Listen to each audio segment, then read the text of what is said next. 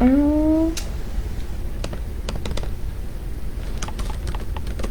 steward.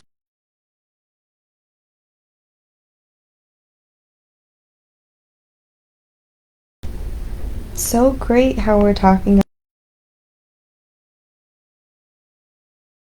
So great how we're talking about this stuff, stewardship. So again, having to look up the definition, we have it is the job of supervising or taking care of something, such as an organization or property.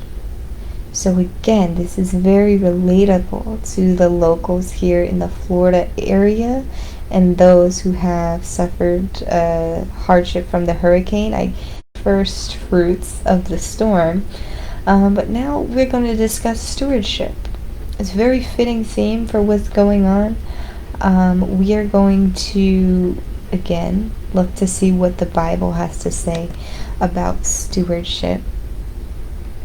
We're going to start out with First Chronicles, chapter 29, verses 1 through 9. It might not be as relatable as we think, but we're going to read through it, and like we always do. Okay. Then King David said to the whole assembly, "My son Solomon, the one whom God has chosen, is young and inexperienced. The task is great because this palatial structure is not for men but for the Lord God. With all my resources I have provided for the temple of my God. Gold for the gold work, silver for the silver, bronze for the bronze, iron for the iron, and wood for the wood, as well as onyx for the settings, turquoise, stones of various colors, and all kinds of fine stones and marble. All of these in large quantities. Besides, in my own devotion to the temple of my God, I now give my personal treasures of gold and silver for the temple of my God. Over and above everything I have provided for this holy temple. 3,000 talents of gold, gold of Ophir, 7,000 talents of refined silver, for the overlaying of the walls of the buildings, for the gold work and the silver work, and for all the work to be done by the craftsmen. Now, who is willing to consecrate themselves to the Lord today?" Then the leaders of the families, the officers of the tribes of Israel, the commanders of thousands and commanders of hundreds, and the officials in charge of the king's work gave willingly. They gave toward the work of the temple of God 5,000 talents and 10,000 derricks of gold, 10,000 talents of silver, 18,000 talents of bronze, and 100,000 talents of iron. Anyone who has precious stones gave them to the treasury of the temple of the Lord, in the custody of Jehiel the Gershonite. And the people rejoiced at the willing response of their leaders, for they had given freely and wholeheartedly to the Lord. David the king also rejoiced greatly. Wow, okay. So, a beautiful depiction to imagine all those precious stones and gold and resources. It just reminds me, because I did turn on the news for a good 20-30 minutes. Just smart TV, I think it was like Fox something's news. And the Florida was on. the Florida was on, and they were talking about, resources from FEMA. FEMA asked for like something $1 billion, something like that. It was crazy, like a crazy amount of money that I'm just like, what? From who? Yeah, like what? They asked for a bunch of money for Florida just to go ahead and preempt and pay their emergency response workers and reconstruction, whatever. Who knows? Lots of money going in. But it did remind me as I was reading this, it seems like the temple of God is being reinforced as well. And the resources are vast. Especially from a great nation that King David had ruled, then turning it over to his son Solomon in the future. But yeah, they were just simply, with all of these resources, just preparing a temple for the Lord. This wasn't for the king, this wasn't for Solomon, this wasn't even for the town, this was purely for God. And what a great honor to have Not only the king give up his own resources, but have the leaders of the communities of Israel also give up their resources to go ahead and really make pure and strong, great temple greatness. That's just all I could think. It's had other words, but they just are not coming out. Anyways, really cool to hear. Matthew chapter 25, verses 14 through 30.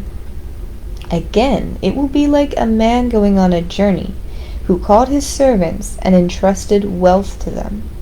To one he gave 5 bags of gold, to another 2 bags, and to another 1 bag, each according to his ability. Then he went on his journey. The man who had received 5 bags of gold went at once and put his money to work, and gained 5 bags more. So also the one with 2 bags of gold gained 2 more. But the man who had received 1 bag went off, dug a hole in the ground, and hid his master's money. After a long time, the master of one of those servants returned and settled accounts with them. The man who had received 5 bags of gold brought the other 5. Master, he said, you entrusted me with 5 bags of gold. See, I have gained 5 more. His master replied, well done, good and faithful servant. You have been faithful with few things. I will put you in charge of many things. Come and share your master's happiness. The man with the 2 bags of gold also came. Master, he said, you entrusted me, I think that's supposed to be entrusted, or interested, I don't know.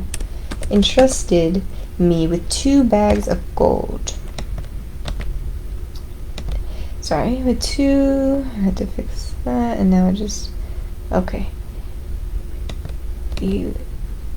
Oh no, I just copied and pasted the whole thing again? What happened? Sorry, quick little... What did I just do?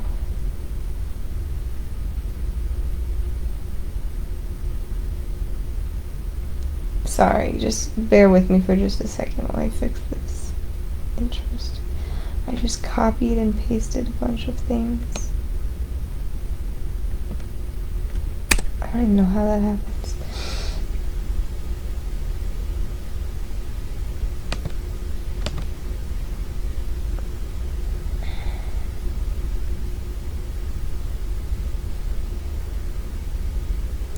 Anyways, sorry. He said, you entrusted me with 2 bags of gold. I have gained 2 more. His master replied, well done, good and faithful servant. You have been faithful with a few things. I will put you in charge of many things. Come and share your master's happiness. Then the man who had received 1 bag of gold came. Master, he said, I know you are a hard man, harvesting where you have not sown, and gathering when you have not scattered seed. So I was afraid and went out and hid your gold in the ground.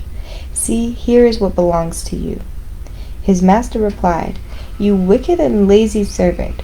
So you knew that I harvested where I have not sown, and gathered where I have not scattered seed.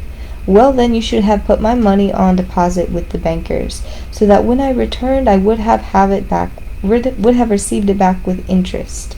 So take the bag of gold from him and give it to the one who has 10 bags. For whoever has will be given more, and they will have an abundance. Whoever does not have, even what they have will be taken from them. And throw that worthless servant outside into the darkness, where there will be weeping and gnashing of teeth. Harsh, harsh, harsh, harsh. When I first read this, I'm like, wait, that doesn't make any sense. Didn't he do like an alright job? He just at least reserved the money. But apparently that is not good enough. I guess it is important at the end of the day to invest your funds, have your funds work for you, save what you have, do what you can. But then again, not to take this literally, because it is in fact a parable. So we are just taking this as a lesson to be prepared. With great responsibility comes great responsibility. Whatever that phrase is, too much is Granted, much is expected, something like that. That is the vibe that I'm getting from this. And yes, maybe I did Google like what exactly is the meaning of this, but basically with more responsibility comes more expectations. So yes, the master was a little bit harsh with the servant, but he's like, listen, you had a job, you just didn't do the job. Plus, I think he offended his master just a little bit by saying he's whatever, like not lazy, but maybe also lazy, as that servant was. But let's go on to Luke chapter 12, verses 35 through 48. Be dressed and ready for service, and keep your lamps burning, like servants waiting for their master to return from a wedding banquet, so that when he comes and knocks, they can immediately open the door for him. It will be good for those serving the master to find some watching when he comes. Truly I tell you, he will dress himself to serve. We have them recline at the table and will come wait on them. It will be good for those servants whose master finds some ready, even if he comes in the middle of the night or toward daybreak. But understand this, if the owner of the house had known what hour the thief was coming, he would not have let his house be broken into. You must also be ready, because the Son of Man will come at an hour when you do not expect him. Peter asked, Lord, are you telling this parable to us or to everyone? The Lord answered, Who then is the faithful and wise manager, whom the master puts in charge of his servants to give them their food allowance at the proper time? It will be good for that servant whom the master funds doing so when he returns. Truly I tell you, he will put them in charge of all of his possessions. But suppose the servant says to himself, My master is taking a long time to come. And then he begins to beat the other servants, both men and women, and to eat and drink and get drunk. The master of that servant will come in on a day when he does not expect him, and the hour he is not aware of. He will cut him into pieces and assign him a place with the unbelievers. The servant who knows the master's will and does not get ready or does not do what the master wants will be beaten with many blows. But the one who does not know and does things deserving punishment will be beaten with few blows. From everyone who has been given much, much will be demanded, and from the one who has been entrusted with much, much more will be asked.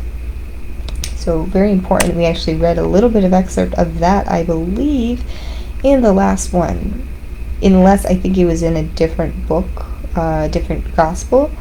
I don't even remember, but we did read a little bit part of that in the first video of the night. So yes, be prepared. Now that you have this knowledge, you have really great responsibility and dare I say advantage. You're privy to certain information, so you should have no excuses. When it comes down to it, there are no excuses to be had having this knowledge of, knowing, being like, oh, yes, the master, I don't know when he's going to come, but when he does, at least I know that he's going to come, and at least I know what I need to do. So this is what I'm receiving from this. Having that knowledge enough gives you that responsibility. Therefore, much is going to be demanded and expected of you. You're going to be held to a much higher standard. And yes, that expectation is most definitely there. So just a word on that. Be prepared. What is this topic? Be stewardess? Yeah, stewardess.